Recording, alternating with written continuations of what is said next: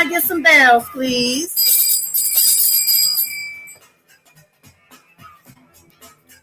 Make sure you guys, I think you can hear me, but let me see something. Let me see something in the chat, please. Energy, energy, energy.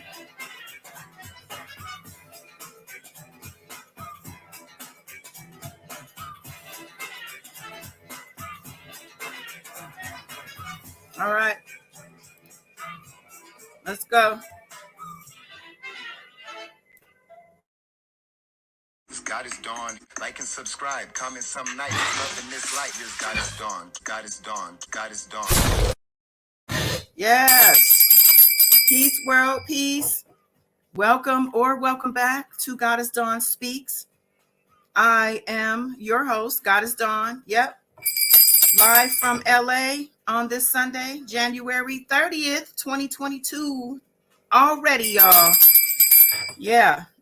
So I'm back tonight, back to back, which I don't usually do after a Saturday Night Live. There was no shot of love today, FYI. I'm just going to taking a little break. But I am here with parts 3 and 4 of Janet Jackson's documentary. When we were here last night, I had only watched parts 1 and 2 and part of 3. So, you know, the little bit that I did speak on was just that. But I'm here tonight to talk about the rest of it, parts 3 and 4. I actually watched parts 3 and 4 after the live last night. I rewatched some of it today just to get clarity on some things. But I want to get into it with you. But I want to thank you for being here first and foremost. Thank you for your time and your energy. Go ahead and like this video if you haven't. Subscribe if you aren't. Share it if you will. Okay? Okay. Now look, it's Sunday night. I have an early morning tomorrow. So I ain't on here all night. I ain't even on here for hopefully over an hour. I'm going to try to keep it under an hour. Just a forewarning.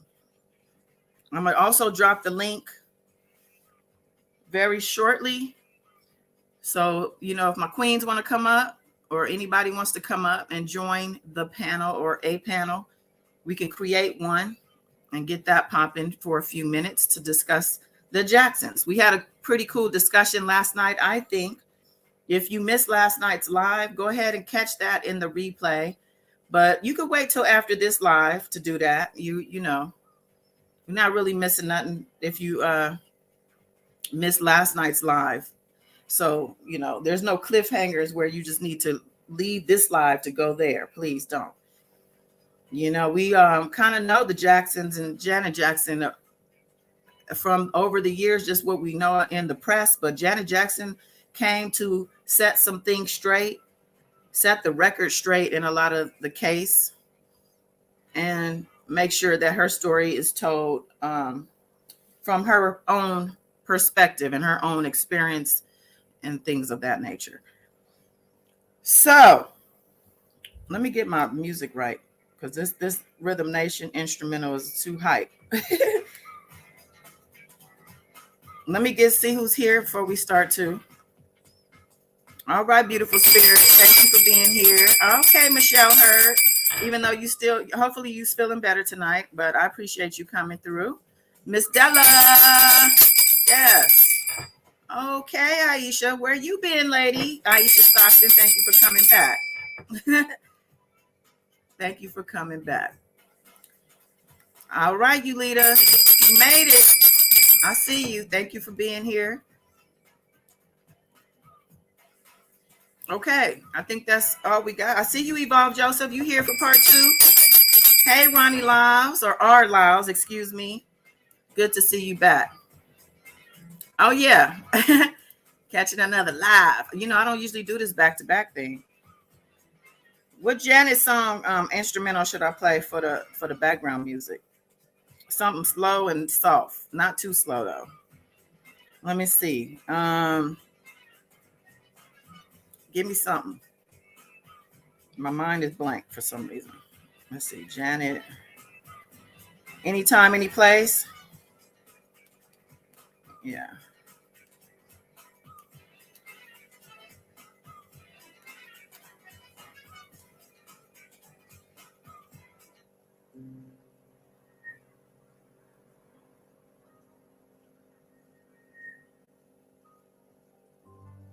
Okay.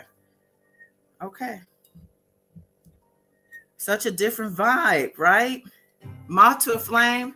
Moth to a Flame. That's not the name of the song, though, is it? What's the name of that song?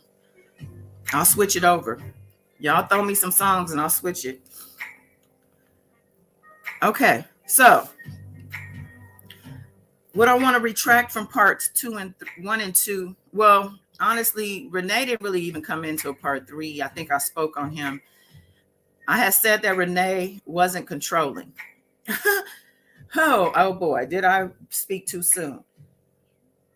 I think what I was getting at was that Janet was her own woman more so than what we thought public, or what I thought. I can't speak for everybody, but what I thought, my perception was that she was always controlled. It wasn't the case 100%. However, Renee did prove to be a controlling individual. And if you recall, yesterday we did discuss how she mentioned always kind of trying to fix people and being having a propensity to hook up with people with drug problems. Well, Renee had a pill popping issue himself, apparently. And you can actually see him towards the end of his part in this, looking so thin and being so like annoying. He was just annoying. And I think she just got fed up. But I wanted to just say that before I get into parts 3 and 4. Did any of you guys catch up on the documentary? I don't know if you guys had seen it as of yet last night. I know Miss Della was watching it while we were live. Yeah, I'm putting you out there. You know, but you know, she could do that. She's wired for that. Okay, so part 2. Okay, wait, Yulita, more like scared to death of the fame she found. You think that Renee was scared of her fame? Yes, he sure was controlling. Okay, you approve of the song. Cool. Okay. Okay, yeah, get your rest, ma'am. Get your rest. Your body needs the rest. So part 3 starts off with Janet talking about her father. This is just right around them talking about how her first 2 albums with A&M Records weren't as successful as everyone had hoped they would be. And she, you know, expressed, she was showing some footage from back then, and she had expressed some disappointment, but you know, she's one to kind of move forward. She gave credit to Michael for giving her advice not to give up and, you know, to keep going. So she decided to give it another go. And thankfully she did. And she also decided while she was going to give it another go, she was going to release her father, because part of what she was saying in the beginning of part 3 was that she's in quotes, my father was in charge of my life, my career, and he was my manager. He said, you're going to sing. And she said, you really didn't say no to my father. But I think that she was the first one to say no to her father. She was the first one to stand up to him. I think one of the brothers had said that. So yeah, she made that change, shifted everything really. She got Jimmy Jam and Terry Lewis to produce her. Her parents were against them producing her because they worked with Prince, and they had this notion that they were going to turn her into a female Prince, and they didn't want that. You know how raunchy Prince was now. So like I said, the first 2 albums didn't hit, and she kept going, and thankfully Michael, oh y'all, I gotta grab the doorbell. Hold on one second, y'all. Please don't go.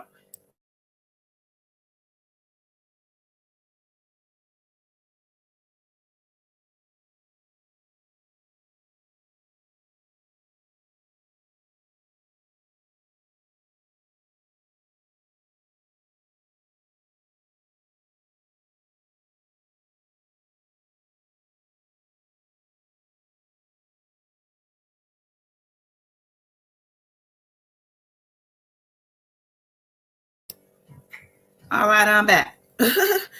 So, where was I?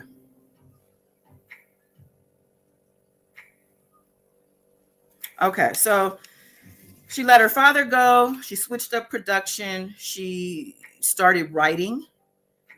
They helped her to, to write and get her thoughts on paper. And she put out Control, the Control album. The Control album took over the charts, the culture, and ultimately the world. She was worried about being in Michael's shadow at that time, but as we saw, that didn't hold her back or hold her down. She met Renee right after she broke up with James DeBarge. She was like 18, 19 years old, and the whole world was hers at this point. Oh, and Renee's, of course, because Renee was like attached to her at the hip. Okay.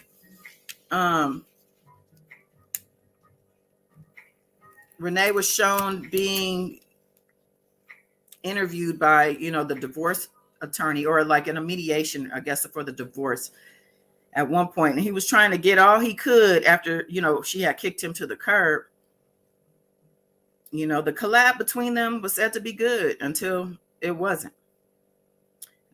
He seemed to have had a problem with turning off. You know what I'm saying? Like, he was always on. And as an artist, she needed her downtime. He always had a camera in his hand, which I guess today he can be credited for that, because a lot of the footage that was used, he actually recorded. At the time, she wasn't too thrilled about it. There were scenes of her telling him, put that camera down. And he was telling her to kiss your mama again. Let me get that again. And she's like, no, dude, that's too much. That's planned. We don't want it to be planned. So, this is her second marriage. We didn't know she was married to Renee. How many of y'all were shocked like me when they said, oh, by the way, she's getting divorced? Like, divorce? But going back before all of that happened, 1990, Hollywood Walk of Fame, okay? She went and got her she did the Hollywood Walk of Fame in her full Rhythm Nation regalia, the day after winning 8 Billboard Awards for her smash hit album, Rhythm Nation 1814. They said the streets were filled to capacity at that event of the Hollywood Walk of Fame. You couldn't even walk down the street. It was packed. Rebe said, my baby sis, she, was really doing her thing. She was really in control. She, said she was in control of her life. Leonard Reese, welcome. Okay, let me see what you guys are saying here. Okay, Evolve, you saw both parts. Oh, Janet was scared, you say. Okay, Lita. Evolve said, I saw both parts. I liked it, but could have been better. I agree with you, and I'm going to get to that. But I do agree with you on that. Janet seemed shy. Yeah, she always came across as very shy, like crippling shy. But she wasn't really that. I mean, she was that probably in the public. I mean, can you imagine all the massive crowds, the people going crazy? And not only, did she have that for herself, she experienced that with her brothers before. So she was already adapt to the whole thing. Okay, yeah, Michelle, get your rest. Let's see. Evolve. Tito actually said Janet was one of the few who stood up to Joe. Yeah, that was Tito that said that. Okay, I knew it was one of the brothers. I remember somebody saying that. I believe Michael was defiant one as well. He probably was. That's why he got his butt whooped so much. He said Joe was abusive. I think he did say that also that he, Joe had a strong hand. Love and positive energy. Yes. I love that. Thank you. I actually felt that as soon as I put it on the screen. Renee controlled every part of her life. Yeah, he was there every step of the way, wasn't he? Wow, that was her man, but he sounds like a super fan with the camera. Yeah, he was like, I think he was kind of an inherent director, because he eventually started directing her videos, and it was her choreographer who was saying at that time that they had been trying to get him to direct. Like they had been prodding him to do it because they saw he was bossing everybody around the whole time with the camera. He was a natural director. So he finally directed I think it was this, Anytime, Any Place. But I'll get to that also. Let's see. You and your mom watched it. Okay. Yeah, it's kind of a family friendly thing, but I definitely suggest watching it with people. I don't, if you are in the presence of company to watch something with people, you could watch it on Zoom together. I don't know, but it's probably more fun to watch it with other people who have experienced the time of her music. Let's see. Hey, Chrissy Power, baby. Welcome back, love. But yeah, after the Billboard Awards and the Hollywood Walk of Fame, there was a bidding war between the big labels. A&M still wanted her to stay. Atlantic Records, Capitol Records, and Virgin Records were all bidding for her. She left A&M following the release of Rhythm Nation. That was the deal. Once she released that, she was done with them, and that was in '89. And in '91, she went ahead and signed with Virgin. It was said to be the biggest deal that had ever been signed. 4 albums. I think it was like 80 million of, but mostly advances. And then she got her master's. She was awarded her master's after 7 years, after the 7 years was up. So shout out to Janet for owning her master's. She also did a lot of producing. She did the writing. So, you ain't never heard, well, I have never heard Janet hurting for money, like ever. She seems to be pretty responsible in that way, because even though you make so much money, because we saw Michael, right? I think he ended up having some money troubles. But yeah, just because you make so much money doesn't mean you can hang on to that money, because the bigger your tax bracket, the bigger your expenses usually, and your lifestyle spending habits, so those things have to be balanced and watched. And I think Janet was real good with her money, honey. I ain't never heard no rumors about Janet or talk about Janet being broke, or, you know what I'm saying? And I'm sure with this big deal that she had gotten up front back then, I think she was only like 24 years old or something like that at the time. But yeah, 24 years old. And Richard Branson, who owns Virgin, at the time, he compared her to a Rembrandt painting, which I didn't really like that, honestly. It was a quote like, when you hear about a Rembrandt painting that's for sale, like you got to get it. Like it's an investment. It's like it gave me slave auction vibes. You know what I'm saying? I knew what he meant, but she definitely was worth, I think even more than what she got. At the time that she was signing her deal with Virgin, Michael was on the verge of signing with Sony, and they were saying for like 60 million at that time, or something like that. That's part of the whole thing about them having competition between each other. Some people were saying they think Michael waited to let her sign her contract, because some reports said it was 32 million, her contract. So I don't, I'm a little confused, honestly. If anybody knows what that deal really was, because I was reading some things and people were saying, yeah, Michael wanted her to have that moment of having the biggest deal, so he waited to sign his deal with Sony. I don't know that Michael got his master's in his deal the way Janet did, because I remember when Michael was fighting with Sony, the owner of Sony, the guy who was married to Mariah Carey, and he had called him the devil. Remember that, y'all? I think it was because he wanted his master's. Let's see what y'all are saying. Michael Jackson would get sick on the stomach when knowing his father was going to be at his concerts or rehearsal. Really? Oh, when he was little, I'm thinking. That's interesting.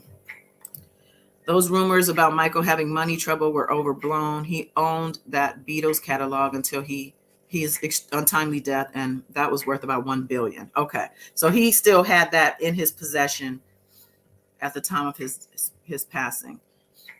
Okay. Well, that's good to know because I hated to hear about Michael having money troubles or any type of troubles. Like, come on. I hadn't even asked you guys yesterday, like, your thoughts on Michael. Well, I won't go there yet, but let's see.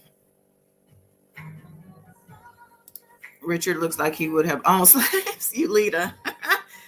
I feel you on that. I feel you. So, following Rhythm Nation was the movie Poetic Justice. I think I touched on some of this yesterday. Poetic Justice was like right after she signed with Virgin, actually, and it was said that Virgin wasn't thrilled with her, running off to go make a movie. I mean, we just gave you all this money, girl. You better get in the studio. But she was in the studio, and the song title, the song for the movie, the title song, was given an Oscar nomination. But so it paid off, I think, for them. I'm not sure if they had, whether or not it was under their label. It was her name that built equity by that nomination, and all of the things that happened around Poetic Justice. It was like the #1 movie. Don't forget Tupac was in the movie. Okay, Tupac starred with her. I think Q-Tip was in the movie too, in the beginning, I think. So, and that's Poetic Justice, directed by John Singleton, the late John Singleton. Can we say the late great John Singleton? He broke a lot of, he was a trailblazer also. But this movie Poetic Justice was something new for us. Like, we weren't seeing a lot of these type of movies with our favorite hip hop stars and R&B and actresses. Regina King was in it, and it was a dope film. Just as a Black person, to be honest, like, wow, like, this is us. So I had a lot of appreciation for that movie when it came out. I was excited about it. I mean, to be very honest, the quality of the movie, I was kind of like, it was all right. Like, to be very honest, as far as the movie itself, but just it was just iconic just because it was, just because of it. Let's see. Renee, of course, was on set everywhere, child. He was on set. He made Tupac. Tupac got interviewed by, was it Jay Leno, about being the lead in Janet, in the movie with Janet. And he's like, that must have been like, you probably felt like you were the luckiest man on earth. And then somebody brought up the fact that her man was on set. And he was like, well, that just made me want to kiss her even more. That didn't stop Tupac at all. Now, they didn't bring up the rumors. I know you guys heard about the rumors about her and Tupac during the filming of that movie. Okay, let me go in the chat real quick. Does Michael invest in Sony? I don't know. I don't think so. I don't know what you mean by that, actually. I love Michael too. John Singleton. It was also said that Michael feared for his life because the fact that he owned the Beatles catalog and many didn't like it. Yeah, I'm pretty sure he was being pressured. Evolved. Although I'm more of a Michael admirer, I know that's not too politically correct to admit. I like Janet too. I don't give a damn about politics. Okay, I love Michael Jackson. I honestly, I just couldn't believe. I didn't get into that because I don't even want to go back and forth. He's not here anymore. But I think where I'm coming from. But yeah, the Tupac rumors weren't addressed. You weren't, I didn't. What does that mean? Are you talking about the Tupac rumors? Are you not familiar with the Tupac rumors? I'm not sure if that's what you mean. So I'm going to say the rumors that I had heard, I don't know if y'all have heard these rumors, was that Janet didn't want to kiss Tupac on set.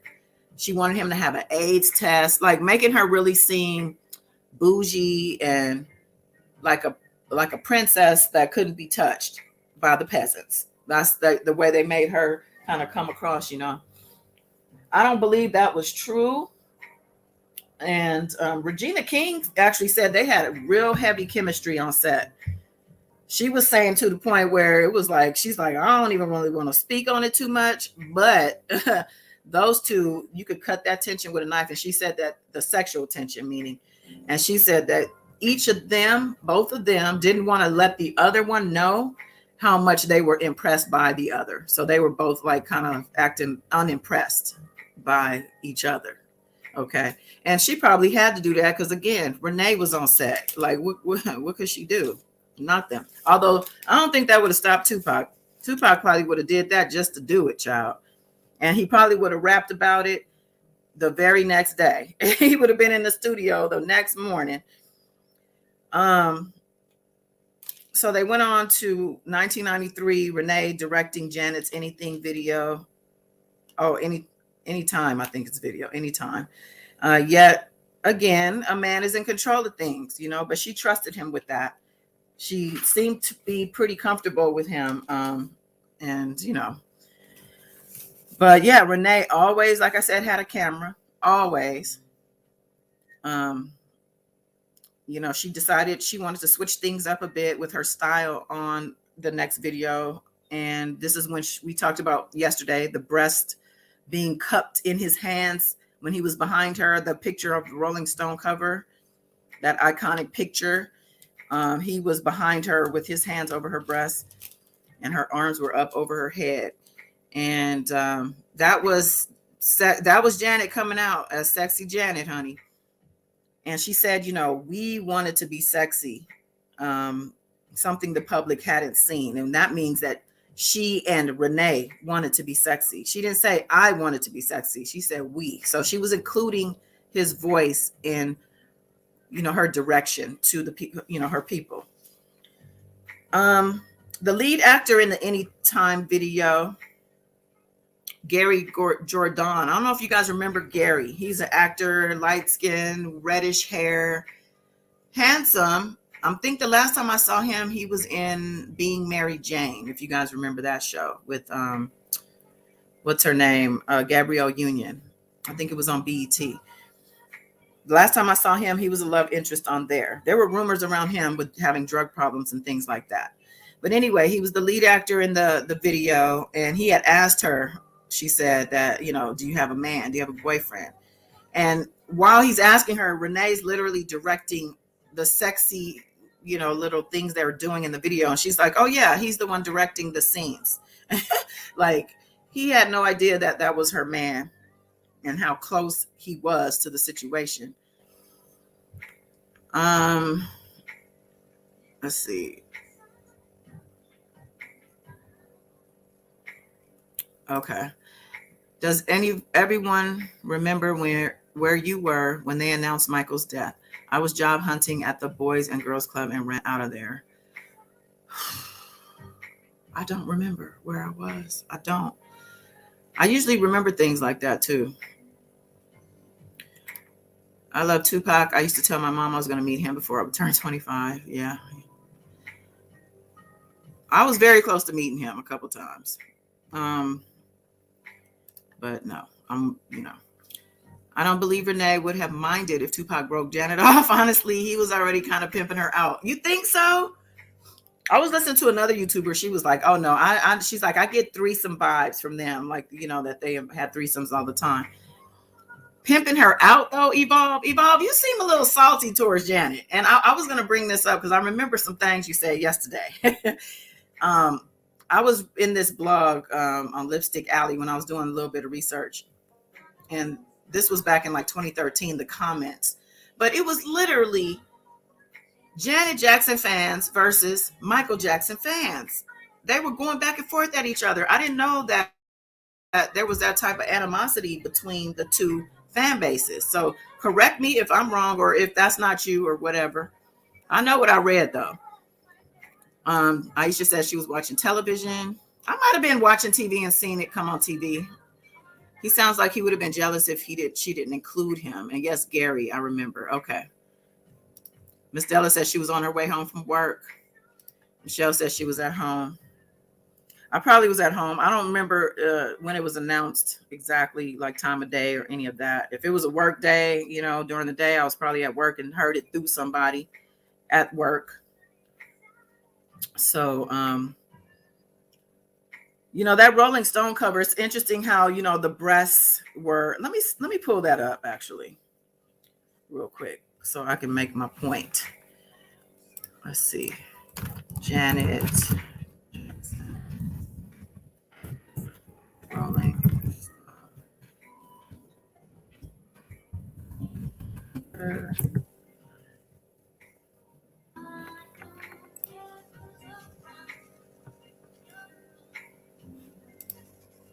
Okay, hold on, y'all.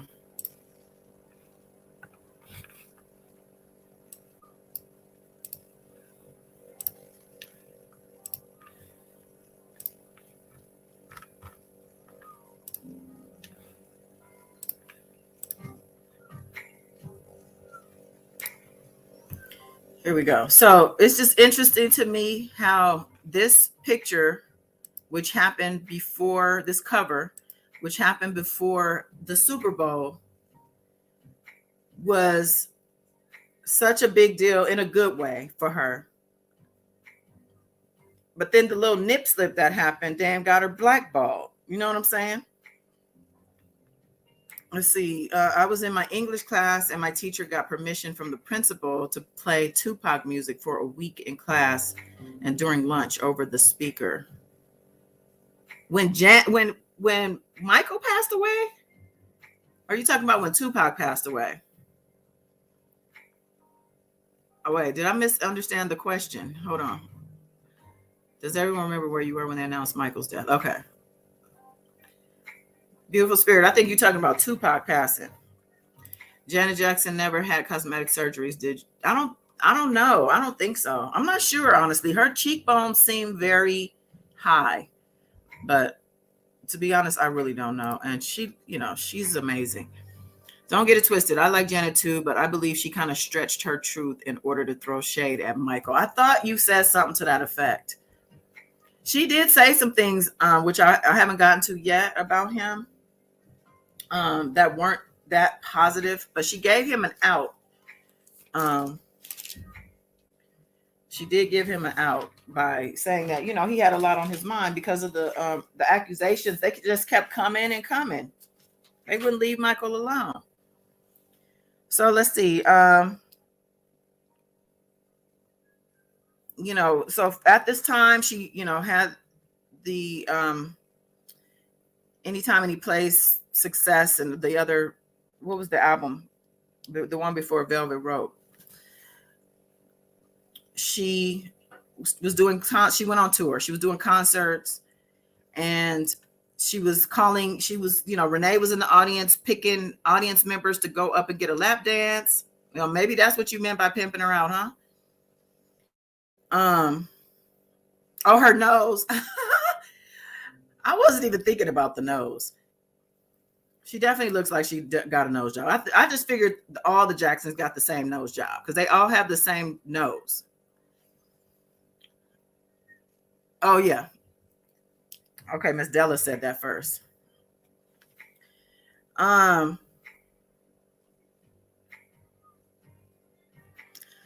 So yeah, she was doing her concerts and doing lap dances, and you know, these men were losing their minds. Okay. And then she lost that Coca-Cola deal, which we had never heard about because it never happened, but it was because of Michael's initial allegations. She stood by his side. They did the Scream song. There were lots of problems during that shoot. That video shoot. She said he wasn't himself. She said that his label caused competition between them. Let me take this down.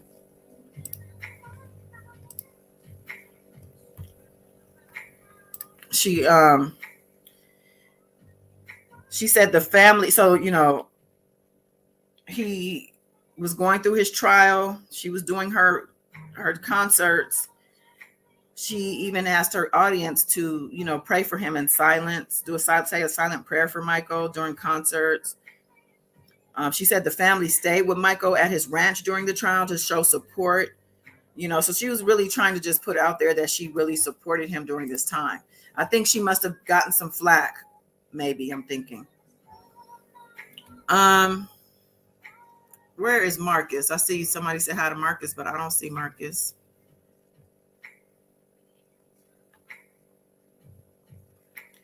How do we know that she lost that Coke deal because of the Alice? Well, because she told us. We just going by what she told us. I would hope she wouldn't come on TV and lie. Somebody from Coca-Cola could come back and tell us. Man, Evolve Joseph, I don't know. You real hard on Janet. Well, if Marcus is here, I want to shout him out. I don't see Marcus. I don't know why I don't see Marcus. I was thinking about Marcus recently. Where's Marcus at? He ain't been showing up. Okay, so stuff like this is what I'm talking about. Oh, about the fact that she said she lost the deal because of the allegations. Well, so what do you think? She should have just not mentioned it? Because what if that was the case and she's just, putting out what happened? His comment under Yulita. I see spam under Yulita, actually, which I'm going to delete and block this person. That's weird. Yeah, I don't know. I'm not seeing it.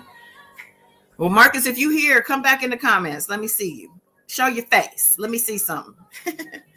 Okay, so regarding the trial, so Michael settled with that family. Janet didn't like it. She said that she felt like it made him look guilty. So I'm sure you don't like that either, Evolve, because I kind of side-eyed that comment, actually. She wasn't for him settling with that family. Evolve said, so we just supposed to take her words as gospel. You do have a point. And, Michael's not here to say anything or defend anything. But people from Coca-Cola could come up and say, that wasn't true. I don't know. I see the rushes are coming under. Yeah, that's what I saw, Yulita. So I don't know what you see in Kim. Okay. Let's see. So Michael settled, and she didn't like that. She expressed that she didn't like that. So they moved up to 1993. She and Michael were in New York at his apartment. They were writing together in his bedroom for the Scream video song and video. Renee was there recording. Here we go again. Got to give him some credit for giving us this footage. And, it was a sweet scene. Them writing together. She basically was just there to support him. She kept stressing that. She asked him, let me hear your verse. What do you have so far? So she could write off of what he had and to also hear him out. During the recording of it, I think Michael surprised everybody at the studio. They weren't expecting him, but Jimmy Jam was saying that, everybody in the studio spazzed out. Like, they got to witness MJ's genius. He came in there.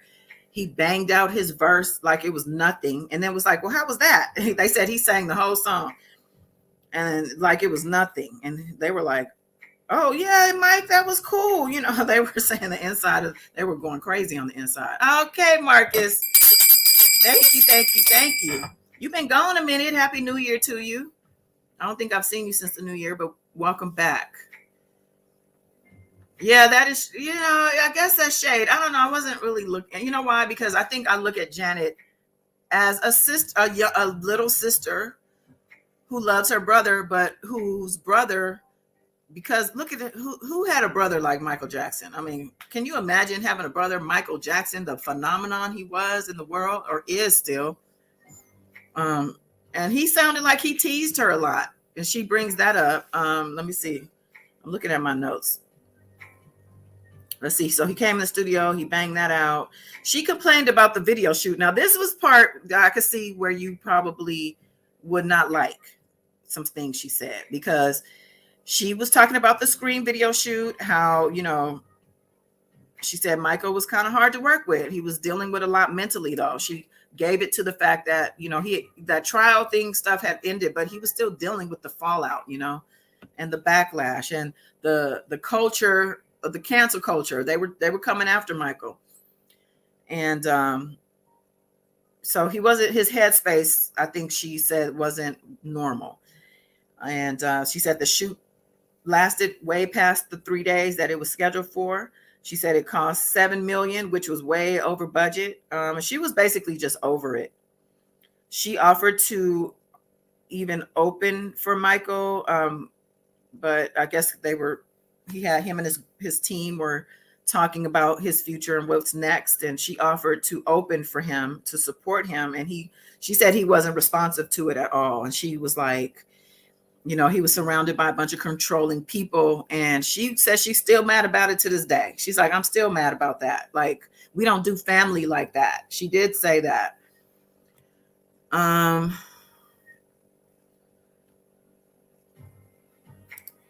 Send the link. Joseph, do you want to come on and speak? I'm going to send the link, Miss Della, when I'm finished with my recap. So anybody who wants to come up at that point is welcome to do so. Hi, Stella Phillips. Welcome. Let's see. Oh, you don't have to. You did all that. I'm sorry, Kim. I didn't mean to put you through all that. But Marcus showed up. So thank you, though. I would have loved to meet Michael, too. She didn't even say a rep for Coke told her that was the case. She only assumed that was the case. Maybe, just maybe. Coke said, no, thank you, to the endorsement deal because of Renee. I seen Renee. I thought she did say they told her that no, thank you, because of the allegations. Or maybe she didn't speak it verbatim, but I just assumed that they made it clear to her. They said the allegation sent Michael Jackson into a Great Depression. Yeah, I'm sure it did. He was going through health problems too, and it just wasn't good. So she was saying that the people that he was surrounded by had separated from him from his family, and that's when things had shifted with him. And it was at the same time that Renee was becoming unbearable. He had really she was done with him too, I think. She started to distance herself. 1997, the Velvet Rope tour was being planned, and there was no Renee in sight. Her choreographer at the time said that he was usually her backbone on tour. So his absence was really noticed. So that was the Velvet Rope. She said that was the hardest album she had to write. There was a lot of pain. She said so one of her dancers came into the mix at this point. Well, he's her creative director now, but he was a dancer at the time. He came in right at that time, auditioned for her, and got the job. And he became a friend and confidant to her because he noticed she wasn't herself. She seemed down, and he just asked her, how are you doing? He said that question started their friendship. His name is Gil Dulabio. He's been her dancer. He's been with her since 2004. Said 2004 to present. So he was speaking about her, and just as a third party to the situation, seeing how things had played out with Renee, and seeing the aftermath of that.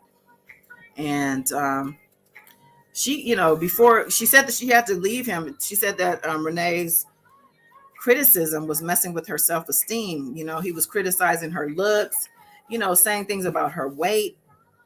And then this is when they started talking about the weight stuff. She said that she's an emotional eater, and that her brothers even teased her. And she specifically said Michael will call her names. I don't know if that shade evolved if that was her brother. I don't know if you're talking about your brother and he teased you. Yeah, he used to tease me, but I know that's what brothers do. I don't know if that's considered shade.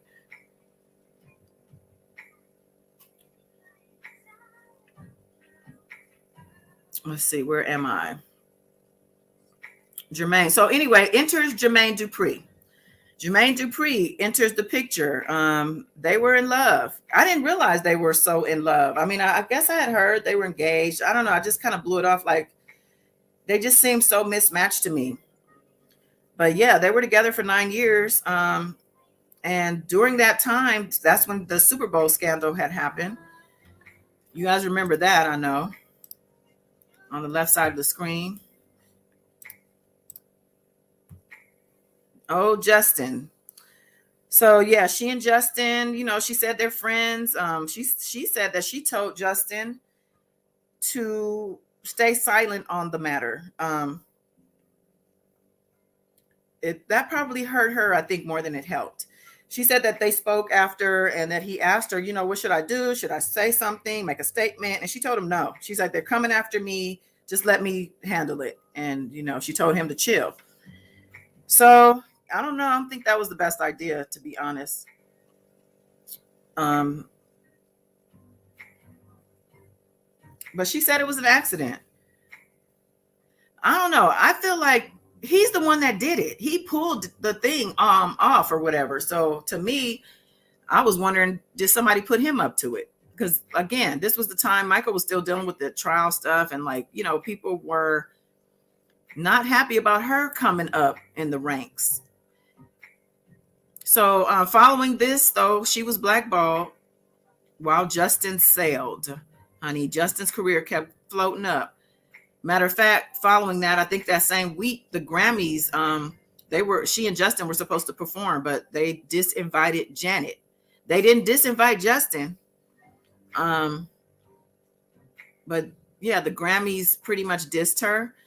And Jermaine was like, what am I supposed to do? I'm a board member. I'm a Grammy board member, and y'all are treating my girlfriend like crap. So he ended up quitting because he said he was just put in a tough position.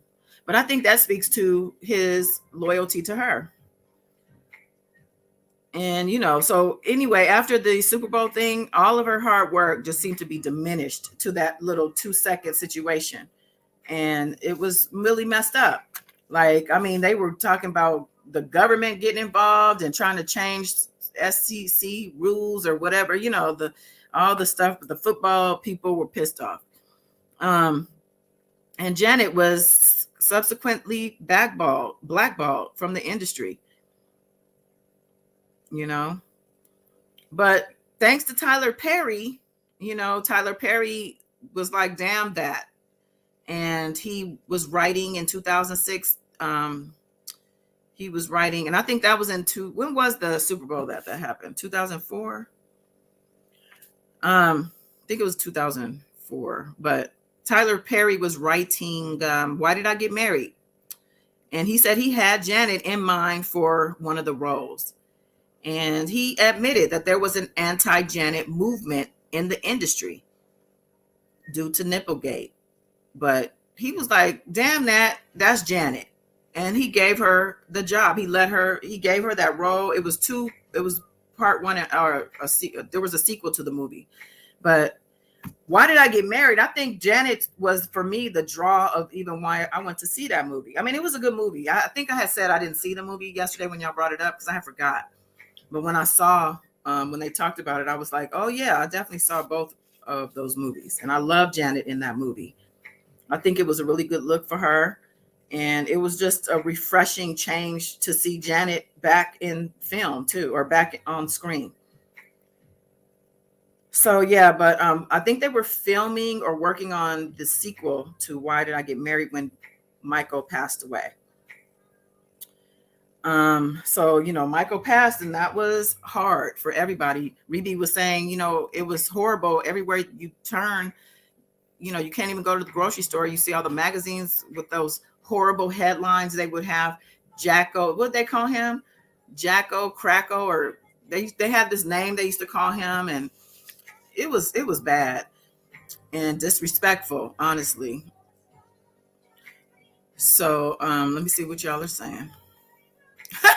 Of course, you will remember that, Miss Della. Hold on. Let's see.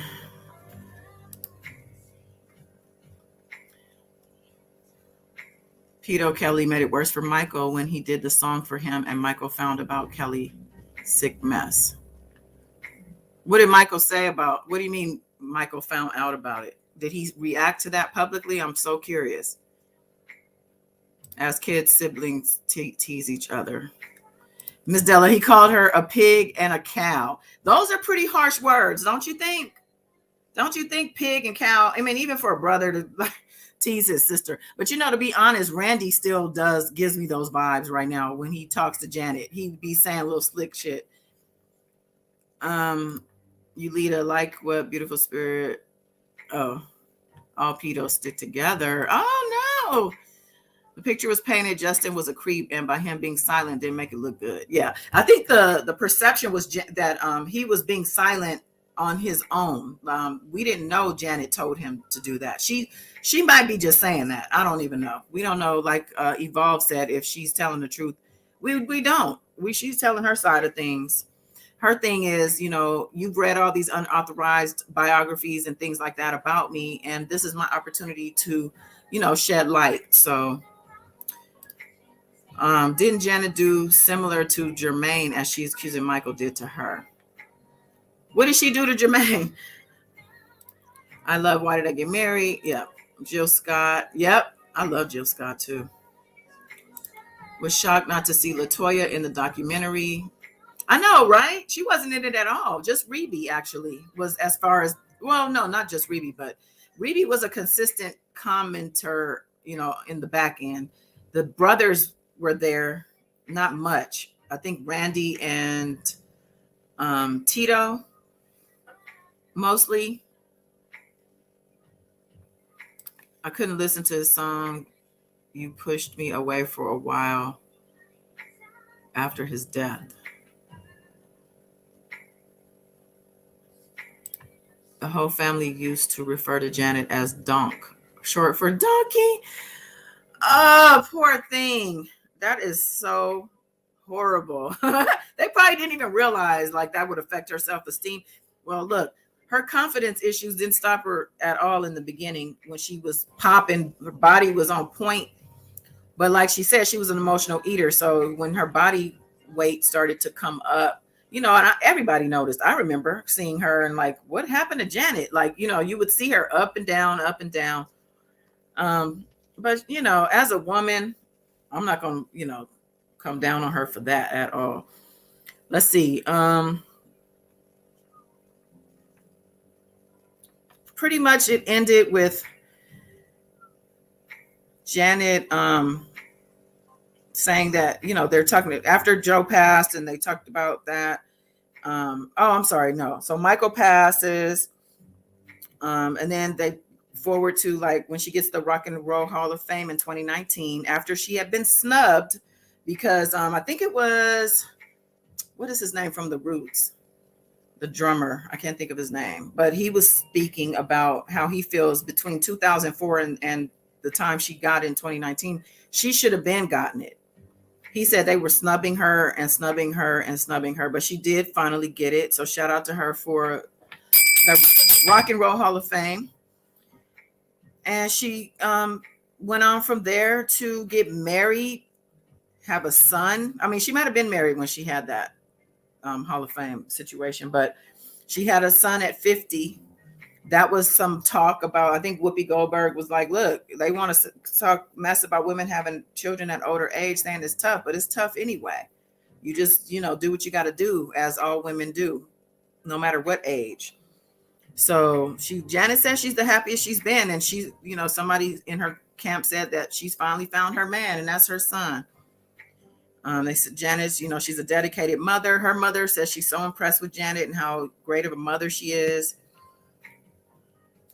They talked about Joe Jackson passing away of cancer. Rebe said it was, pretty hard for the family because he was the patriarch and the leader, and the impact of him being gone was definitely felt. So then from there, they just wrapped up, Janet never played the victim.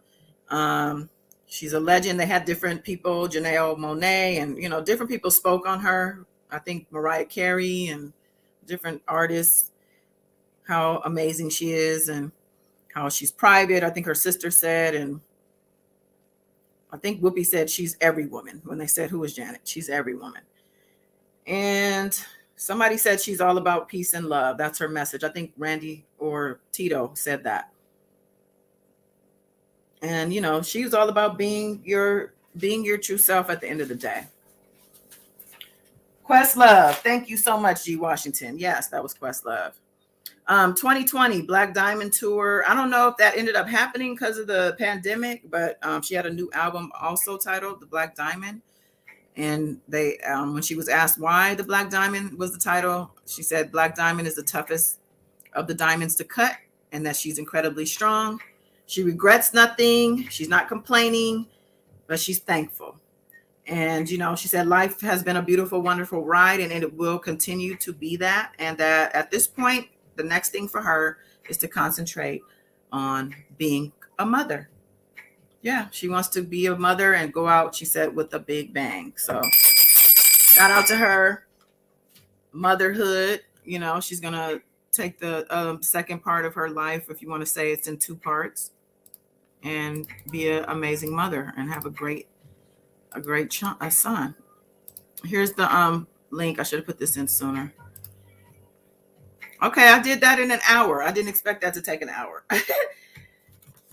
Anybody want to join and have anything to say? Feel free to come up. I'm just looking through my notes, making sure I didn't miss anything. I do want to just emphasize again about her owning her masters and how amazing that is. And that, you know, she has to be given credit for being a smart cookie. Let's see. In the comments, she treated him like a commodity of convenience. Ooh, Evolve Joseph. I have to find the footage of the man who was speaking about Michael after his passing. I believe he was a Publix or an attorney or an assistant, but I'll find it. The man who was speaking about Michael after his passing. Okay. Latoya's on her own island, still looking for her, looking for the shore. She's lost. Is that what you're saying? In one scene of the doc, Renee referred to Janet as Donk. Okay. I didn't know what they were talking about. I heard that. That was between her and the mom, right? Or I think they said, which would you rather be called? And they said Donk. I had no idea what they were saying. Okay. Did you ever find more footage of Latoya and the monkey? Oh, you're talking to... I didn't even look. She looks good for her age. Yes, she does. Oh. Miss Della. Hello. I don't even think we even need to be on here. I mean, it was just like watching the documentary talking. Play by play, huh? I know. Play by play. Yes, play by play. I think Latoya, then she has a couple of mentors.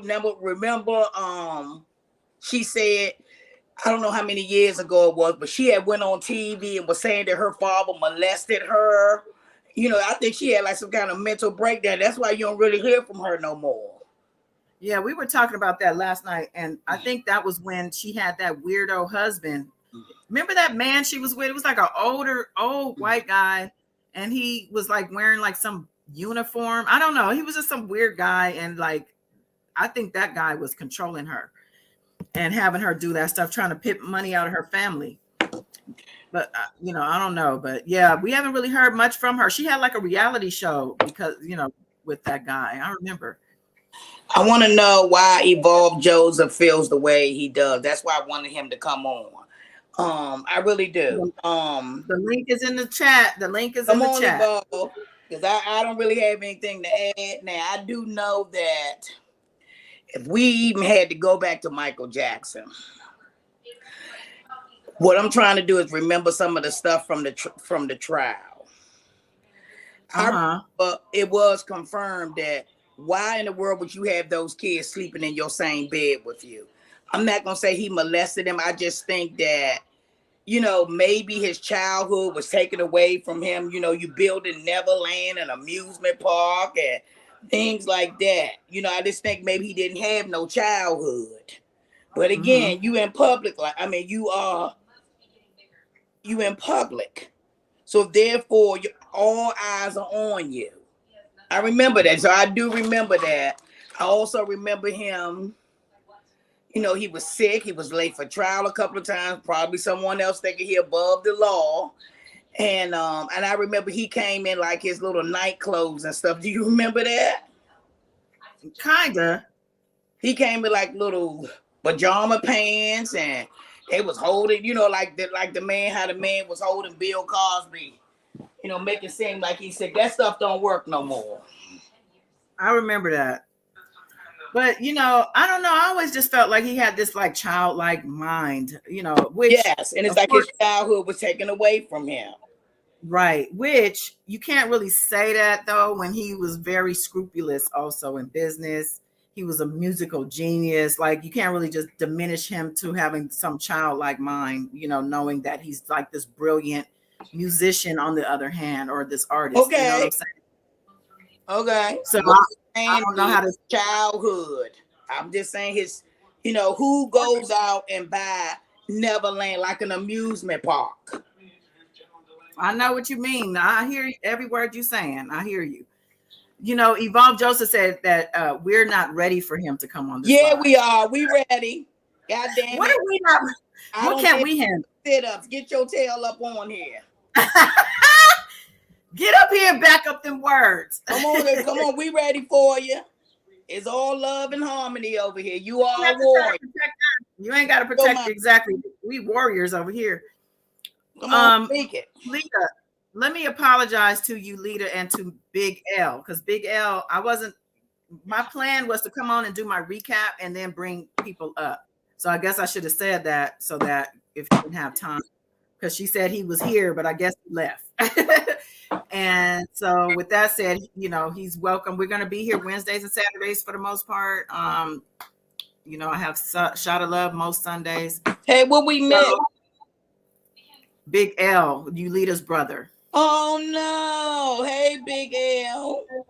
She said, I guess he's gone. She said he was here watching and waiting to come on and speak to. Oh, okay. Well, he will be here, and hopefully he'll come back and, you know, give him I saw one thing in the chat from him, so I didn't even know that was him, to be honest. Tell him sorry. We wanted to hear him. If you can get him back. I remember Michael said he would rather climb a tree instead of having sex during an interview on his property. Oh wow. He was a weirdo. Remember he married Lisa Marie. Yeah, I was just thinking that how they had that awkward the sperm lady to help him have babies. Those kids. Debbie. Yeah, Debbie, whatever. Yeah. Yulita, no, I don't want you to call him because I honestly didn't even know you emailed me he was coming, so I wasn't, you know, it's all good. If he's busy, I don't, you know what I'm saying, we'll be back. And the topic, because you were saying that he was going to talk about some other Hollywood type stuff, so we could do another live and he can come on anytime and talk about that stuff. I'm always here for that, you know. Anytime he wants to come, we here on Wednesdays and Saturday evenings. You know what I'm saying? So, but outside of that, I think that pretty much does it then, because I pretty much covered the whole remaining two parts. Again, we'll be back on Wednesday. I want to talk about Tisha Campbell on Wednesday and that whole I was almost trafficked situation. I don't know if y'all saw that. Who? Tisha Campbell. Who the hell is Campbell, the actress. Tisha Campbell played Gina on Martin. Did you ever watch Martin? Yeah. Okay. Because she was almost trafficked. You didn't see that? Nah. You probably would have been on the internet. Nah, it didn't pop up in one of my favorites. If I find a link to it, I'll send it to you. It's a short clip of her basically telling a story of being almost trafficked. But I want to talk about that on Wednesday. And, you know, whatever else is going on, we'll get into it. Let's see if we can get these comments before we head out. She said, I think he left. I got that part. He was a very unique person, but that does not make him a criminal. That is true, Evolve. I agree with you. I agree. That's why I said absolutely. I think everybody got their opinion. I just think that, you know, maybe he didn't have a childhood. He didn't get a chance to have sleepovers and ride roller coasters and stuff like that. You know, that's what I'm saying. You got some people, I hate to use the example of some people. People get been in jail all their life, try to come out here and try to relive back to the 70s and the 80s. That could be. We will never know though, because he's gone. And I do think that, as we knew Michael, I feel personally, I'm not going to disrespect his legacy by ending him on that note. You know what I'm saying? I agree. Like I you want to said, come on? video. Oh, Evolve. Wait, Evolve said he wants to come on. What'd you say, Della? Come on down. No, I said, remember I talked about it last time. I said I had a video. All he did was just do one move and over 20-something people fainted. Oh, right. Because he's Michael Jackson. Yes. And there's nothing like Billie Jean. Oh, my God, the Billie Jean. Yeah, that was, I can't even name all the songs, but yeah, that was definitely one of them. I definitely do not believe he molested anyone. You've been struck by a smooth criminal. One of my favorite songs was Blood on the Dance Floor. This was hilarious. I always played that video before I went out to work in the morning. I used to have it saved. That's a different era. That's an era I don't know that some of that stuff. I just look knew at the earlier stuff, and the Bad album I think was my last one that I was really you know what I'm saying, knew all this stuff. And I'm looking for something on IG. Wow. Evolved, are you coming up or no? You've been struck by a smooth criminal.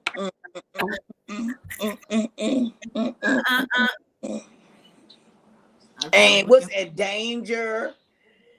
I like Dangerous. Couple of slow songs, but I had to say my favorite, and it is terrible. I would actually say Blood on the Dance Floor. I don't know why. Blood on the Dance Floor is probably my favorite. And then you go back to all the little videos on Thriller. What was the one where Eddie Murphy and all them was in? I don't remember. Like they were Egyptian. Oh. Time something. You remember the time. Oh, remember the time. Ooh, yeah. That was good. Evolve. You came up, but it said your devices weren't connected. So I don't know. Connect them. Yeah, it says you have to connect the devices. I'm gonna show this real quick because I got a kick out of this little video earlier. And if you can't make it up, then we can catch you on Wednesday. I'm gonna share this video real quick though.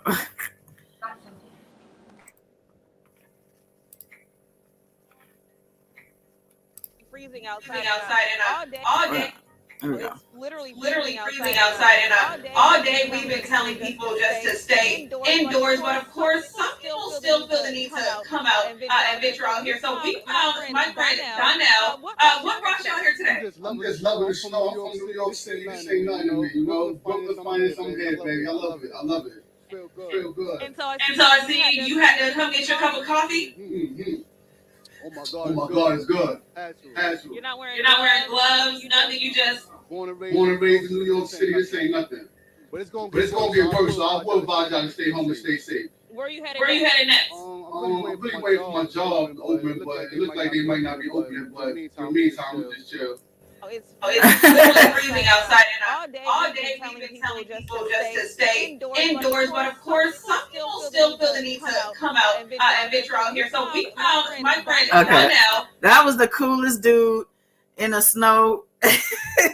I won't say a snowstorm, but in some snow that I have ever seen. Drinking his tea, talk about I'm just stand here and chill because I don't know if my job is going to open up or not.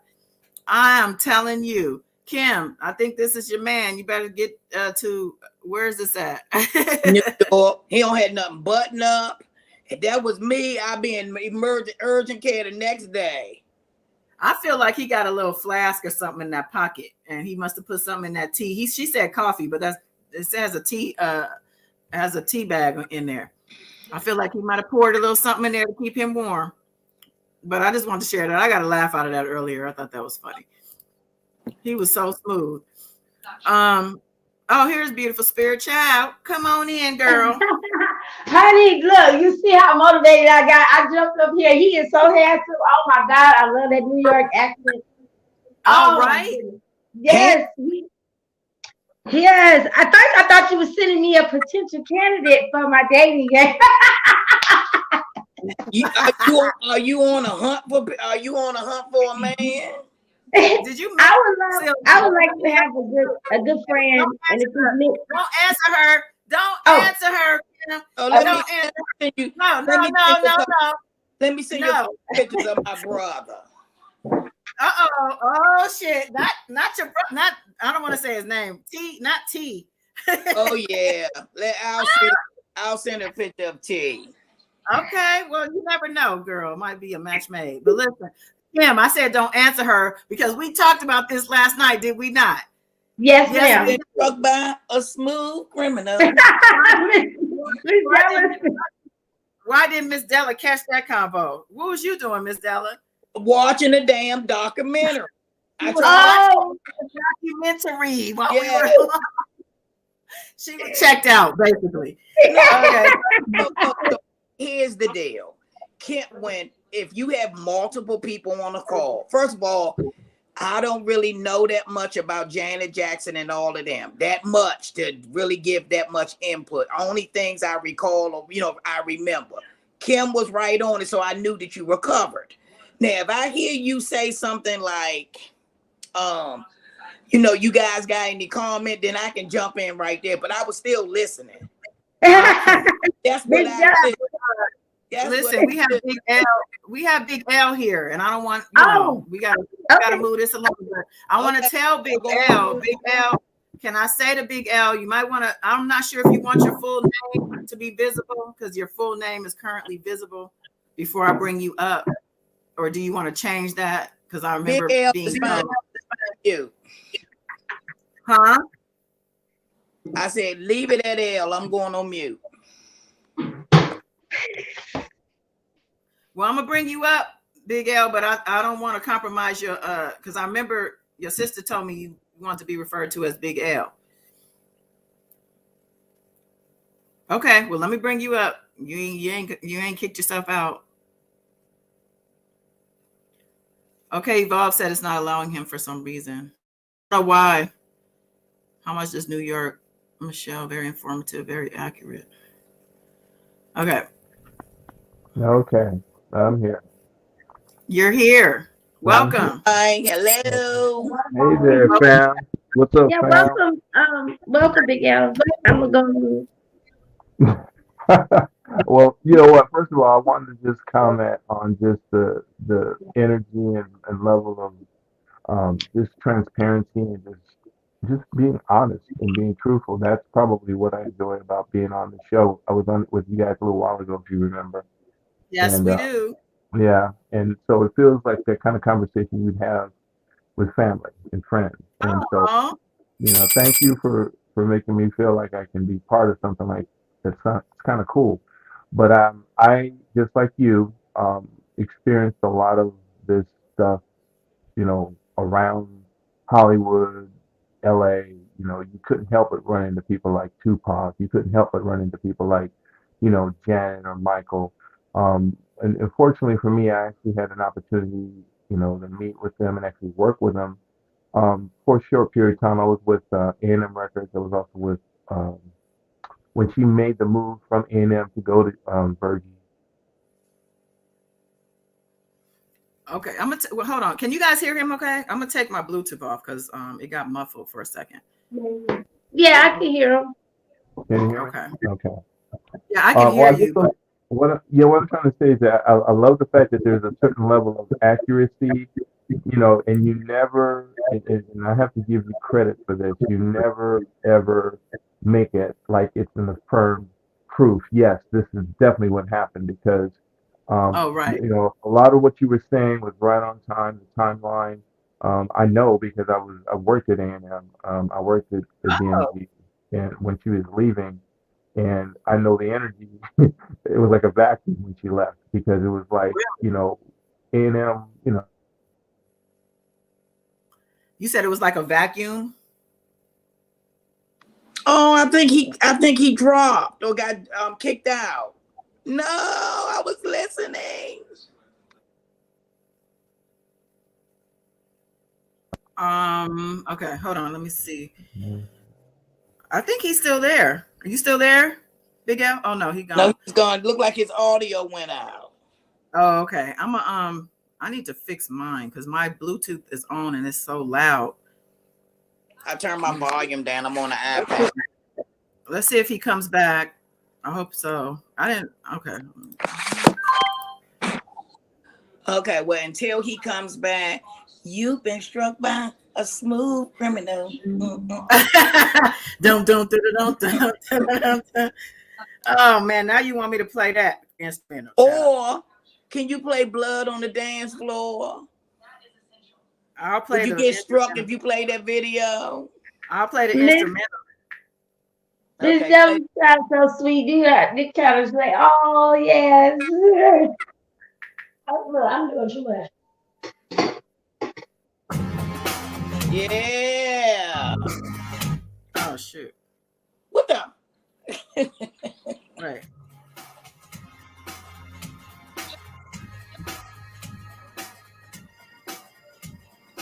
I can barely hear. Yeah. What the?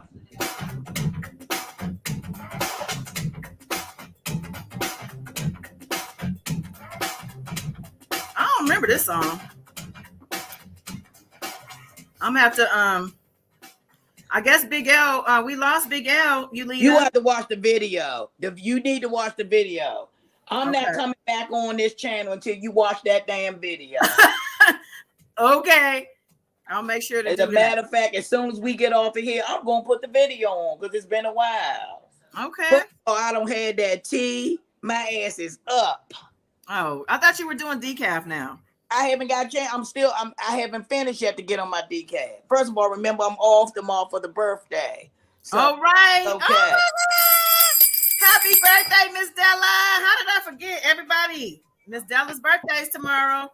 Happy birthday, Miss Della. Aquarius gang in the house. Okay. Aquarius in the house, baby. 2 of them. And thank you guys. And also, I'm not sure what day Boom Boom goes in for her surgery, everybody, but I know she did a video, so let's give her our prayers and everything. Yes. She had a successful surgery. Shout out to prayers to Boom Boom. I called Boom Boom and texted Boom Boom today. And I know she did also. So I'm looking to hear back from Boom Boom. Okay, Mr. Big L is back. Okay. Technology. Okay. Well, anyway, I think it's just important to just say this. You guys are doing a class act. I really was enjoying it, listening to you. More importantly, just the energy. And then on top of it, it's not like a fact-finding forum. It's just, where were you? How did you feel? And I feel very, gracious and appreciative that I'm invited to do this. But I did want to give you guys a. Oh no. He wanted to give us something. He wanted to tell us something. I think his audio went out again.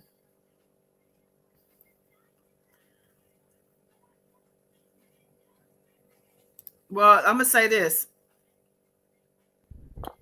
And crickets. Can you hear me? Yes, now I can hear you. Okay.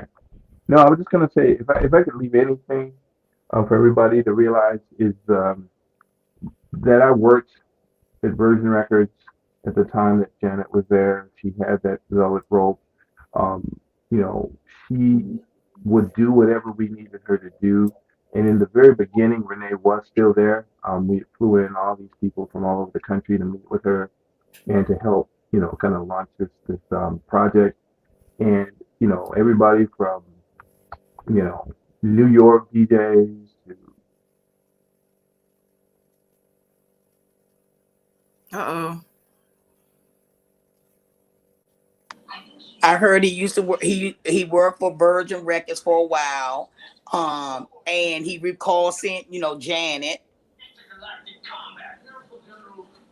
and that I was the one that make your show.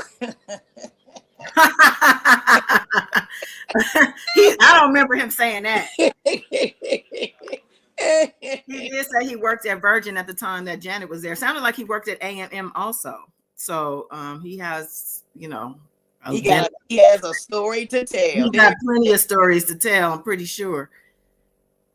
Well, I don't know. Tonight's the night though for it, because his audio is having problems. I don't want to, It seems like he's back. I don't know if his audio dropped down. Well, I want to say to him, thank you for those compliments, because he paid us some great compliments. I don't know if y'all heard him. Yes, I heard him. I told you, I heard him say, if it wasn't for me, you wouldn't have no show.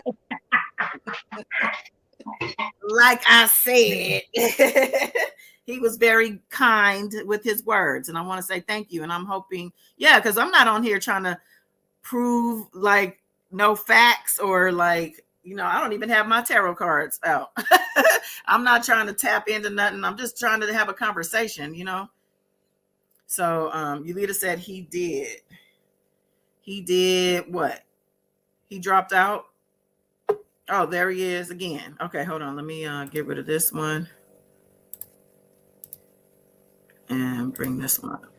Can you hear me now? Now, yes. Okay. Hello. I want you guys to know that was a test.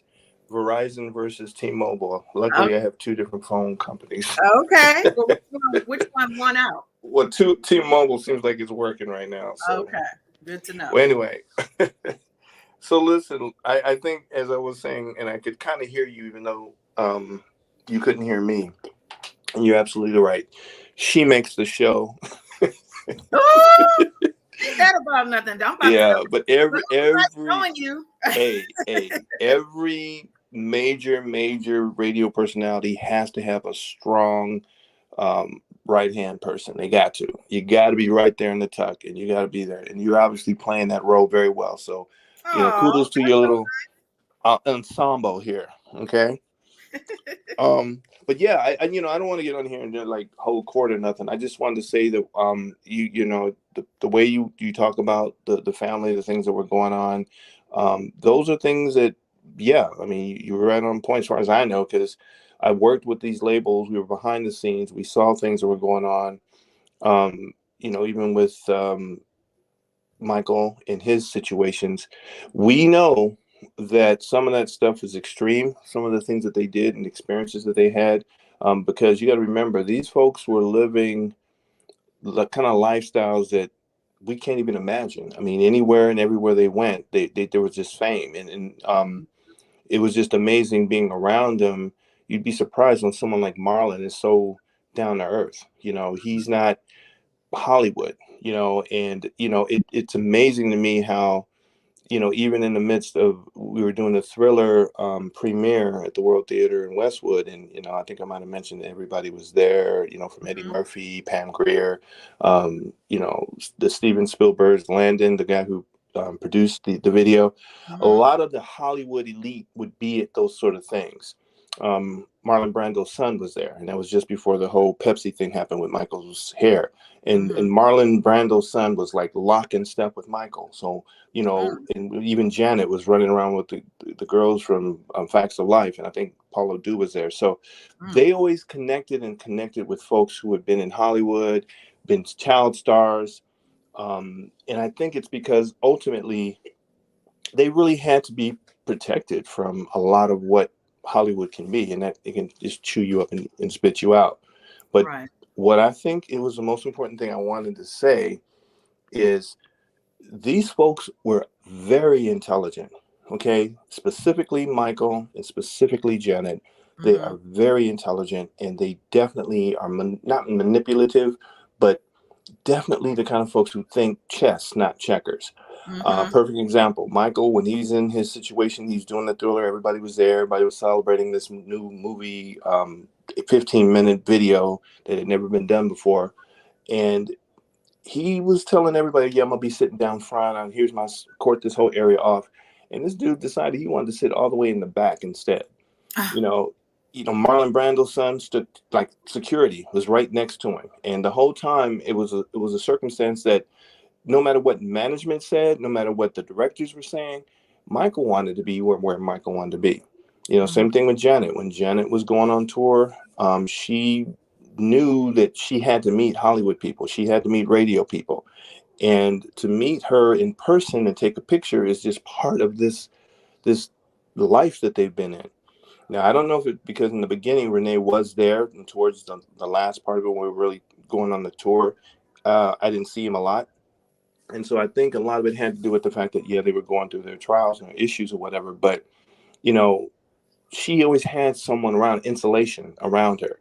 And she'd be shaking like a leaf to just meet people. And it's not that she was scary, but it's just like, it's just an unknown element. And when you have so many people and so many ways of kind of keeping you distant from other folks and other things that you can't control, you know, to open yourself up to the world, so to speak, it can be very unnerving. And I just wanted to say though that they navigated most of the media the best that they could and made moves. You know, that move that he did when he talking about Michael when he decided to take on um, the publishing rights to the Beatles. I mean, he was not no little mild mannered little boy. He's very methodical, very just thinking ahead. And that's the same thing that Janet was capable of. And I just wanted to make sure if I could say that in this forum, the things that you guys know about Janet are the things she wanted you to know. The Right. things that you know about Michael, except for the miscon, you know, all that stuff with the young kids or whatever, most of that stuff, Michael wanted you to know that he was in a child's mind. He was enjoying his childhood. He wanted to play Peter Pan. I mean, there's a lot of things that he purposely wanted to do, but the world wasn't accepting it. And again, you know, whether it's Spielberg saying, I'm gonna cast you in that film, and then all of a sudden he didn't, you know, you know, he had Disney, you know, he had those sort of things going on all over the place. And those guys really have to get credit for having the methodical mind to kind of control an industry that, let's talk about it, less than 50 years ago, we weren't even accepted to be in. So Exactly. I just want to make sure I give kudos to that, because behind the scenes, they were definitely pioneers and they were doing things that a lot of folks, not even, you know, other than Black, were not able to do. So Right. Yeah. So you would say they were shrewd. very shrewd, Okay. very shrewd. You know, And I just, I'm sorry. and I talked about Joseph yesterday, more so Joe Jackson, right. because I wanted to give him more props than I feel he was getting. I feel like after watching, especially some of the footage, his interviews, things like that, and realizing the time of era it was, like you said, for us at that time, how he had to been a force to have been able to, you know, manipulate the situation to get those kids where they ended up being. And you know, I just felt like he got a bad rap at the end of the day. So Well, he did. But you know what though? Like, he was the epitome of a strong black male. And with that, you know, they say lead with strong love, you know, that kind of is a real deal. And I think, you know, when you think about kids who you're trying to get them in the studio, get them to sing, and they'd rather be outside playing softball. You know, I know I have a personal story. My sister, you know, Yulita, she has a beautiful voice.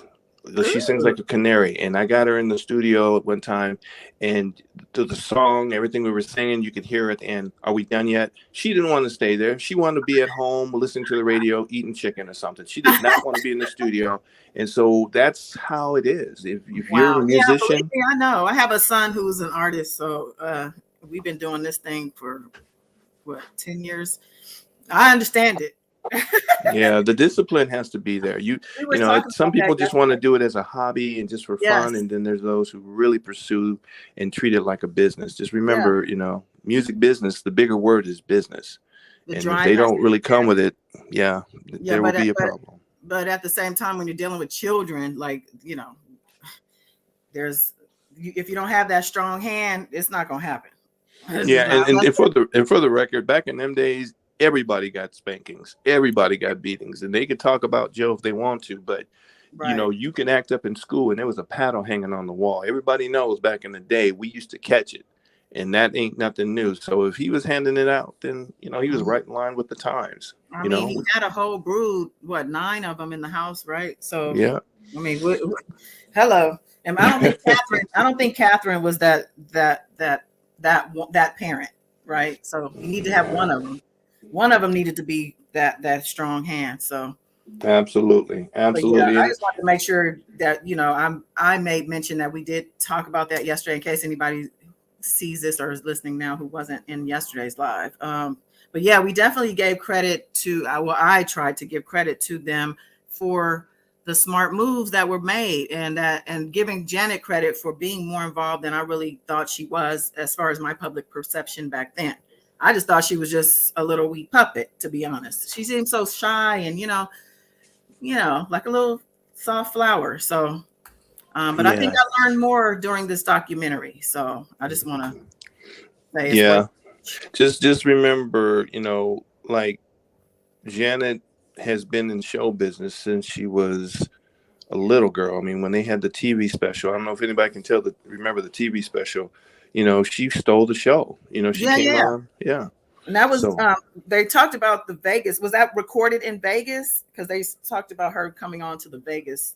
yeah, I believe so. I mean, that I again, think that was recorded for this TV. predates my professional part of music industry stuff. But I just know that whether it was when we were younger, they were coming around doing like show pop-ups in high schools and performing. And a lot of that was Joe, and just figuring out how can he get it going, and I don't know. I think it's important to just make sure we give credit where credit is due. And that is, these folks have had a lot of folks try to run things, and they had chess moves, they had exit strategies. And whether, we're talking about Joe, we're talking about Renee, we're talking about Tommy Mottola, which, we all know the industry is the industry, and it's not made for, artists to come in and run things. It's made for them to be able to have a certain level of leverage over the artist. And for those who got out from underneath that leverage, well, they should write a book for the rest of them, because a lot of them don't make it. So Yeah. yeah, I think it's just a really good forum. You guys did an awesome job. I love it. And I just say keep it going, because these are our people. These are our experiences. We all know where we were when certain people, got married, had a baby, died. And I think it's an amazing time to be alive, to have seen some honest, awesome things happen. So kudos to you, Goddess, and your ensemble. The Queens. Thank you. I like that, Thank you Queens. so much. Yeah, this is the Queens Quarter. And Is that why Prince changed his name to a symbol? Yes, that's another story I could tell you about. But and yeah, wrote he wrote slave on his face. yeah. And I mean, don't get me wrong. The Tommy Mottolas of the world, and these folks, they've been at the top of their game, the top of the food chain in the industries forever, and they've made artists and they've broken artists, and you will just never hear about those other stories. But the Michaels and the Princes, and the Mariah Careys, and you name it, who got from underneath those people's thumbs. Those are stories to pay attention to, because that kind of lets you see behind the curtain, so to speak. Right. Yeah, Mariah Carey's exit was iconic. Yeah. With the video that goes with it to show you the visual of it. Yeah, it's I've enjoyed the music, but the behind the scenes stuff, the political stuff, it wasn't always, you don't like seeing some of that stuff. But I do want to say, for what it's worth, one of the memories I had as a kid, not so much a kid, but just being able to witness, and that is, how you had mentioned during the podcast that the labels try to pit them against each other. Well, that's kind of true, but it's not because they just really wanted to, have a problem with family. They just figure it would make good news. Bad news, oh, they're fighting, they're rivaling, sells records. But what I do want you to know, and that is, there was a real significant moment for me when Michael had all that success with Off the Wall, and he really was like the shooting star. He was out there, but he came back and he did an album with his brothers, and then he took that victory tour. And Yes. it was their way of letting the world know this industry thing is not going to tear our family apart. We are still Jacksons. And that, to me, is the kind of thing that could have happened with Janet at the later time, with Michael going through what he was going through, and they Right. go out again. And that would have been a momentous moment for a lot of folks, to see that no matter what, we're still family, we're still here. And that, to me, is the kind of thing that could have happened with Janet at the later time, with Michael going through what he was going through, and they go out again. And that would have been a momentous moment for a lot of folks to see that no matter what, we're still family, we're still here. And that, I think that's why I can understand what Janet was saying. She really resents that, because that would have been one of those tours. And I Yeah. think it would have made it very clear that no matter what you have to say about what the media is trying to, one way or the other, they're still family. He's still their brother, and they still have love, and they want to be able to share that with the world. And that, I think that would have been a beautiful tour, and it probably is something we'll never know, but I think she knows, because she was there, part of the victory tour when all the brothers got back together with Michael after his success. Mm-hmm. Everybody remembers that. I'm sure everybody Oh, remembers I when was we heard they there. were all getting back together. That was my second concert ever. I was like in heaven. I was in heaven. My parents took me. I was just like, oh my God. Yeah. And I mean, and they're the epitome of, because even back in the day, I don't know if you guys remember this, but they really were trying to just downplay the Jacksons. And I mean, they had everybody out from the Silvers. Well, first they tried the Osmonds. And they tried, Oh we yeah. have a group better than the Jacksons. Here's the Osmonds. And then when that didn't work, they figured, well, let's go get another black group. They got the Silvers. And there was all this Mickey Mouse stuff going on, but the Jacksons prevailed. And I think that's a story that doesn't always get told. Was They the stayed Barge together. part of that? Do you think the Barge? Yeah. I mean, that was around that time, right? Yeah, in a way, though. In a way, let me just say this: Motown was Motown, but I'm just saying that before we got to that place, there were a lot of folks trying to undermine the success of the Jackson brothers, and I just think it's important to say that they prevailed and they overcame it. And I think at the end of the day, we should look at that as an example of how Black love and Black family, if they stick together, we can get through any of this stuff. Because there's a machine out there, a serious machine called the industry, that usually chews them up and spits them out. And trust and believe, these guys, there's a lot of behind the scenes stories about how they really had to prevail and keep pushing in order to actually still be able to stand and say we were one of the best R&B groups that ever were. And they were. They knew how to make a shock and awe show. They sold albums. They stick together. So I just want to make sure we point to that as well, because I think it's a pretty significant story. Absolutely. Well, I appreciate that. And anybody have any questions or any other statements? Anything for Big L? You've been struck by a smooth criminal. I need Lita to sing a song for us next week. Put her out there, and I'm going to pick a song for her. Lita the Songbird. You Lita, come on up, child. Oh my goodness. Just a couple of verses. Just a couple of verses. That's all. Trust me. Hey, if she don't have a nice radio sitting next to her, and she's got a nice little beer, and she's sitting with some friends, that's when she sings. You can't get this girl to stay in the studio. You know how artists have to be in the studio for hours, 6, 7, 8 hours, 10 hours. Not when you do it for love and fun. That's my sister. She loves to sing because she just loves to sing. So good for her, though, for not trying to just monetize her little voice. Yeah, but I'm curious though. All I know is I took her to a talent show situation that was going on, and I just remember they had all these people performing. They were doing all their little songs and doing their little outfit, but I just remember like the gaffers and all the people who were setting up the equipment, all the construction people. When my sister started singing, they all just stopped. Like literally, nobody was working. I would never forget that.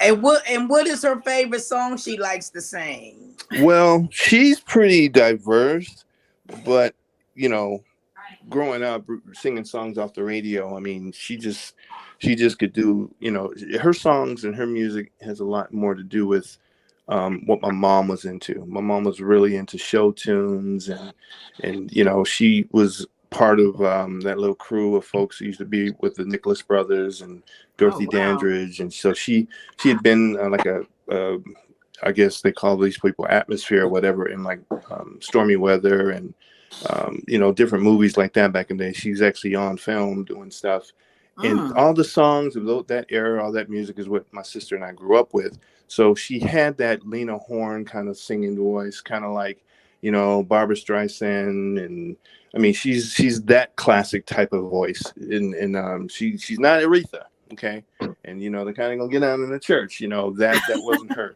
My mom, I think it's the same plight that groups like the Fifth Dimension went through. They sound good, but they ain't Black enough, and so Black communities weren't really embracing their music as much as they did, someone who came with a little bit more soul and gospel roots. So it's that kind of difference. So I'll just say that. Barbara Streisand, The Way We Were. She sings the hell out of that song. And I'm just saying. Leader. Yulita, you better be glad I'm not your mama. Shout out to your leader, and thank you, Big L, for coming up here. You always give us knowledge and wisdom. Absolutely. We greatly appreciate your time and presence. Absolutely. Yeah. And I feel privileged that I can hang out with you guys. And like I said, we've all gone through this experience. And to me, it's the golden era of our music and our culture. And, to hear you give your take on certain things, it's right in line with what I would say.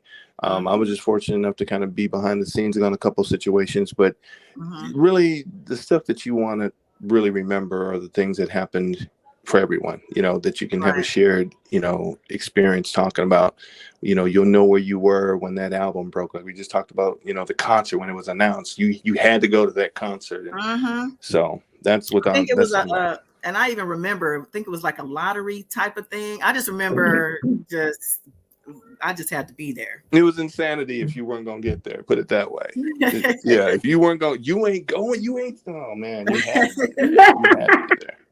Music is everything. I love music. Yeah. And trust me when I tell you, real quick story. I really wanted to be in the industry, and I started working for a production company on the set over like in Sony Music or whatever. And I just remember thinking, they got a casting couch for guys as well as girls. You know that, right, y'all? And I ain't the one. I'm 6'5", black, and they didn't want to take a chance by saying the wrong thing to me. And I think they realized I should just fire that man. But that was the one job I used to give because I was a student at USC. And I just remember walking into Motown and figuring out, listen, I'm going to be where my people are. I'm going to get a job working this music industry where I know we have some leverage. And that's what got me going in this whole thing. I didn't want to work at Sony anymore on the lot. I didn't want to work with anybody that had nothing to do with my culture. And so I was able to make a move and work with music and radio and our people. And I loved it. And it was really the best part about our music. We really, really started to put down some foundations. I mean, everybody knows James Brown was buying up radio stations. He owned half the country in radio, black radio, for a season. And it's because we really didn't have a whole lot to hold on to. But they couldn't stop it. They couldn't stop the beauty, the uniqueness, the power of Black music. And that really is the culture that I was very, very drawn to. And I think as I listened to your show, I realized we all were drawn to that. And we've all had a wonderful experience watching these things unfold. And even when you have something like the Super Bowl incident, you got somebody who's Black, who's powerful, that goes, you know what, bump that. That don't make no sense. Let's go. And that's what they want to do to us, but now they can't do it to us like that no more. Yeah. And that's all I have to say. I'm really, really happy that you guys had me on the show. It's been keep it going. Just keep it going, okay? Same here. Thank you so much. Oh, this was amazing. Well, yes, we're very honored to have had you. You guys say your goodbyes. So wait a minute, do you know anything about Rick James? Oh yeah, what do you want to know? You want to be a Mary Jane girl, okay? You know what? Rick James, to me, again, an icon, someone who started from the gutter, but he had a vision, and he kept that vision very honest and very true. And it got to the place where they were trying to pit him against certain artists. And I'm gonna tell you, I mean, he was a little intimidated by certain artists, but at the end of the day, that's what music is. It's always talking about Prince? Before Prince, everybody knows that. You guys got to watch this thing. It's a little comedy cartoon they have, and Tales from the Stagecoach or something like that, or the Backstage.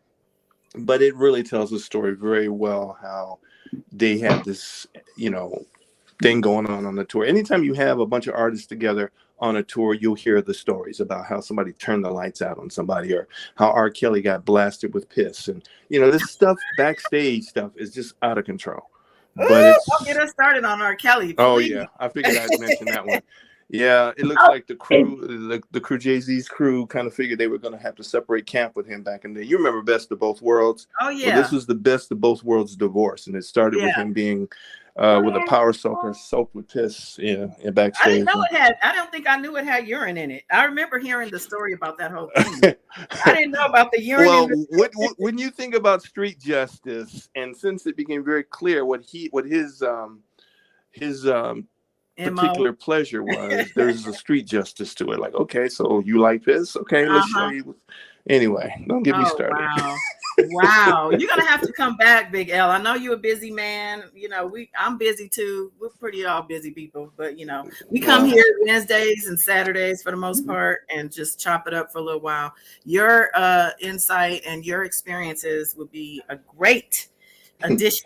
So whenever you are free, I'm gonna make sure to let you leader know so she can remind you. she's gonna be mad at me now because she thinks you're gonna put her on the spot. Oh, we will. I'm not done with you, Miss Yulita. The way we were. She's making requests.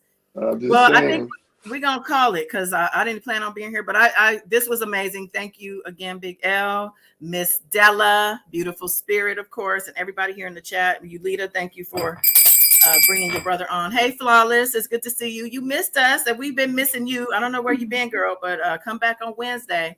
Everybody, yes. we're back on Wednesday. So Wednesday evening, just make sure you subscribe so you get the notifications. And while you're here, please like this video, comment if you're in the replay, and share it if you will. And other than that, I just want to say, protect your peace, protect your energy, and be good to yourself, of course, Amen to that. and others, of course. And I bid y'all adieu. Till next time. Peace. Love you, Flawless. Love you, everybody. Bye.